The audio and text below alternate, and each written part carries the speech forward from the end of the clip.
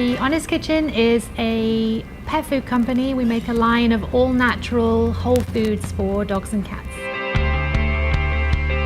Everything that we buy for raw ingredients is actually sourced directly from the human food supply chain. So we're buying the same cranberries and bananas and things that you might consume yourself in a trail mix. Everything is humanely raised. We use cage-free turkeys, free-range, humanely raised chicken, ranch-raised beef. So everything is literally edible for a human being, every ingredient that we use. Pretty tasty. You know, we always say the pet world, follows the human trends in food. And I think as people start to realize, hey, what you put in your body impacts your health and your quality of life, people now are starting to recognize that same thing for their pet.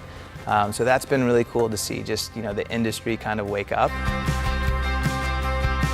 Before we say what do we use, I think it's maybe even better to start with what we don't use. So we don't use anything from China. We don't use any meal. We don't use anything from a vendor that we haven't put through very strict audits, that we've been out, seen their plant, seen the process, really make sure that they sign up and support what we're all about. We make them take a pledge that align with our mission and our value. So I think that's really important for us to know that everything that we put in our products we can stand behind. So I actually started the Honest Kitchen in my own kitchen back in 2002. I had a 1-year-old Rhodesian Ridgeback named Mosey who was suffering with chronic ear infections. They'd been going on for months, and I was spending a fortune at the vet. And I just started racking my brain, what on earth is causing these problems? And I settled on food maybe as the culprit, and perhaps food could be the medicine as well.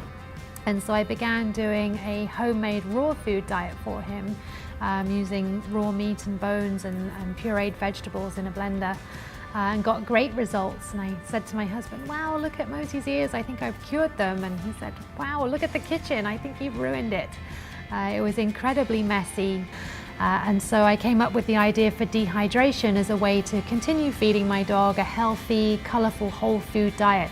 So I decided to make it into a business because there wasn't really anything like it on the market. I think a lot of people are used to just scooping kibble, dumping it in a bowl, and that's how they feed their pet. And for us, really, that act of preparation is an act of love. And I think really being involved in your pet's diet is a meaningful part of the day. It means a lot to them, and it's great for you. But just that 3 minutes, at breakfast and at dinner is a chance that you get to spend with your pet, which is pretty special.